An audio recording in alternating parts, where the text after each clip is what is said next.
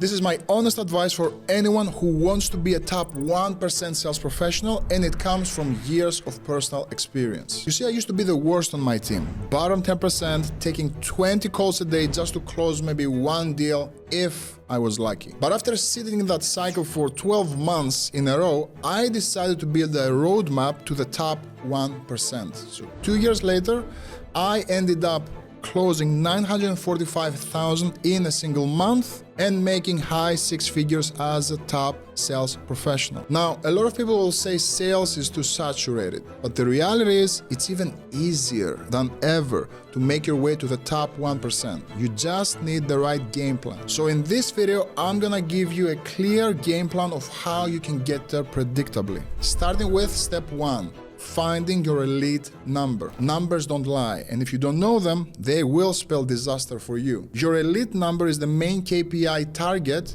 to position you in the top 1%. So once you hit this number consistently, you're in a whole new level of performance. And the first thing you need to do is calculate your performance baseline. So how do you do that? Grab a piece of paper and let's work through this together. Your monthly goal, let's say you want to be making $50,000 a month in commissions. That's $600,000 annually, which puts you in the elite territory in most industries. Right next to it, write down your average ticket price. If you're selling software, maybe your average deal is $5,000. If you're in real estate, that might be $15,000. If you're in high-ticket sales, that number might be $9,000. Just put it down for now. Next to it, put your commission structure. So you're making 10% typically on each deal, and your closing rate, let's put down 30%. Now, here's the math on this. If you want to make $50,000 a month, and you're making 10% commission, you're gonna need at least $500,000 in sales. If your average deal is $5,000, that's 100 deals a month. But with a 30% close rate, you actually need 333 qualified conversations to close these 100 deals. So that breaks down to around 17 solid conversations every working day. So your elite number will be having 17 conversations on the calls or via chat or email every single day. Now, what I want you to do next is research your industry benchmarks. Look up what top performers in your specific field are actually making. And then don't just set small goals. Look at the high performers and build a ladder towards them. Now, you're not gonna jump from making 5,000 to 10,000. It will require a certain set of skills and beliefs to get there. But we're gonna build a system and you're gonna track these numbers religiously. Now, knowing your elite number means nothing if you're still using the same broken system as everyone else. So that's why we'll move on to hacking your sales numbers. And this is where we want to work smarter, not harder. Now, hitting your elite number as you stand right now might seem impossible, and it seemed to me when I hit my first 100K a month. But there are strategies that can help you get there without working 80 hours a week. Because let's be real, as of right now, you're probably working way harder than you need to on activities that don't really drive revenue. Number one would be free time hacking. Be ruthless about buying back your time. Now, here's what I want you to do. I want you to outsource everything other than the revenue generating activities. Be absolutely ruthless about creating more free time so you can focus on what brings money in. Number one of the things that I did was hire a maid to clean your house. That's at least 5 to 10 hours free every single week. I hired mine for 3 days out of the week, and I don't have to wash dishes, I don't have to do anything. Number two is hire a chef or use meal prep services. That's another 10 hours a week. I don't have to cook, I don't have to clean, I don't have to wash. Number three is get grocery delivering, loan service, and a virtual assistant for admin tasks. Every hour you should buy back should generate more than it costs you. So if you're making $50,000 every single month, your time is worth $125 every single hour. So what does that mean for you? You can pay someone $25 an hour to do tasks for you while you're focusing on making $125 a month. So you can use these hours for prospecting calls, client meetings, closing deals. An extra 20 calls every day could equal to 100 more monthly opportunities. So stop doing $15 an hour tasks when you could be doing $500 an hour work. Up next, we have follow-up hacking, and that's one of my favorite hacks. So automate, automate, automate. Automation is the game here. Most sales reps think follow-up manually, calling every prospect every few days until they buy or die is the way. According to data, data, it typically takes 7 to 12 touch points to close a deal. And this is where most people get trapped. Manual follow-up.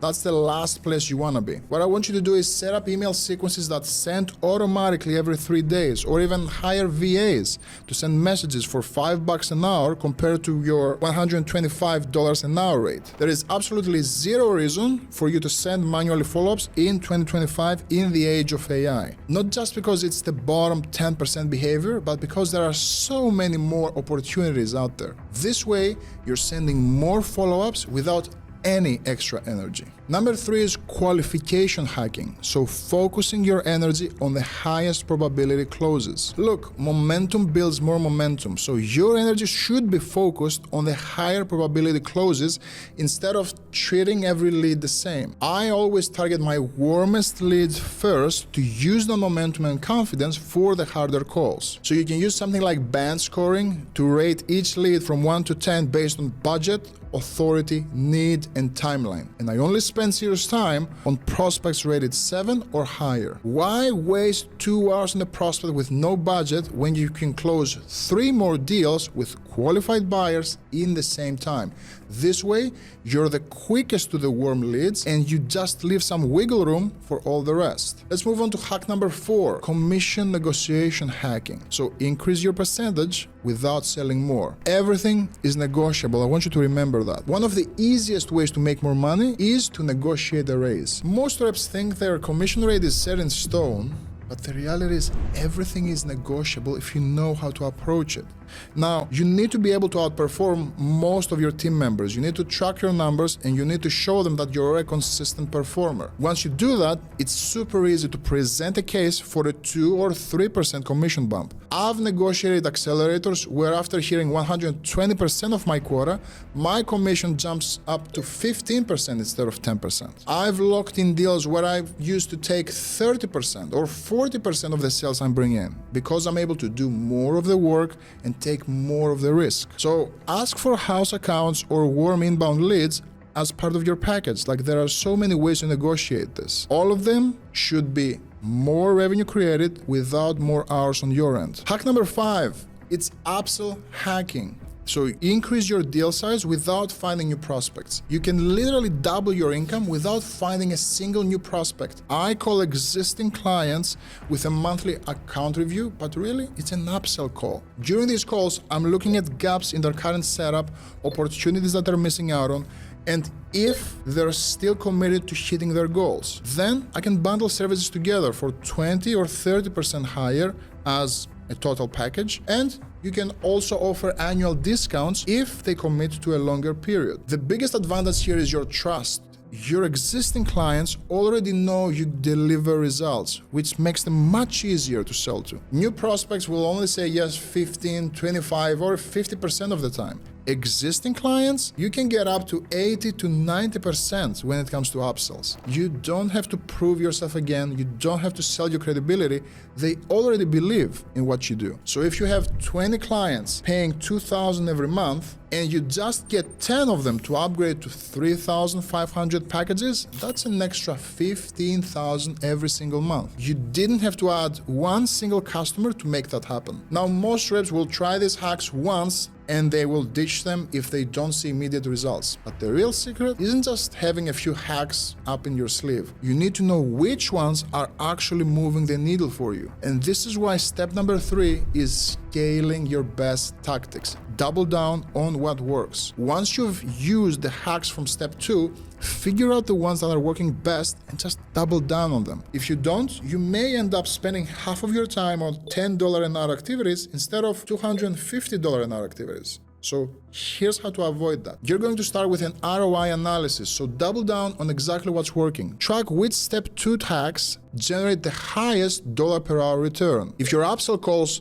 generate 5,000 in 30 minutes, double your upsell calls. If warm leads convert 3 times better than cold leads, reallocate more of your time towards warm leads. So don't be a romantic when it comes to adding different tactics. Be ruthless about measuring what actually drives results, not what feels like work. Number 2 is reallocating resources. So shift your energy towards the maximum impact activities. I want you to prune your time spent on lower converting activities and reinvest it into high ROI activities. So if your follow-up automation closes 30% more deals, invest in better software. If certain lead sources converted 15% versus 3% on other ones, find a way to get more of those leads. If you get a clear picture on your metrics, you'll be able to become masterful at that. Number 3 is performance amplification. So scale what's already working. Don't just use your best tactics once. Build days around them. Create power blocks where you only do your highest ROI activities back to back. Track your daily, track your weekly performance to identify patterns, and then repeat the winning combos. Instead of spreading effort equally, you're concentrating on tactics that drive your elite numbers.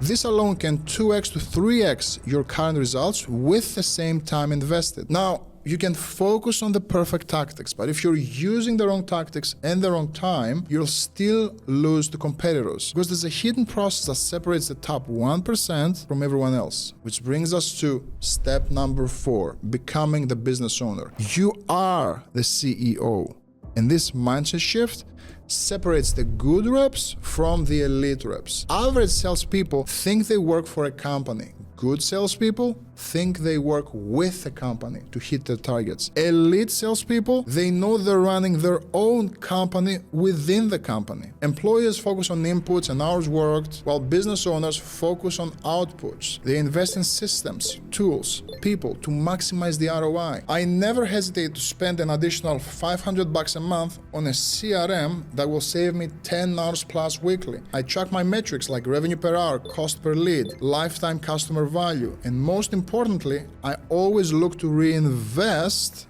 that money into new growth. So invest in yourself the way that a CEO would invest in their own company. And look, we literally just walked through the exact same process business owners use to grow their business. Step 1, set revenue targets, that's your elite numbers. Step 2, hack processes for efficiency. Step 3, scale what works. Step 4, optimize the timing and operations. And since you're already halfway there, start thinking like a business owner and stop thinking like an employee who trades time for money, because that's exactly how you will end up on the bottom of the leaderboard. Once you become the CEO of yourself, you're not dependent on one company's leads or one territory. Build a system that works anywhere you go, and that's how you become top 1%. Now, if you want to see the 40 brutal truths I wish I knew for sales in my 20s, watch this video right here, and I'll see you there.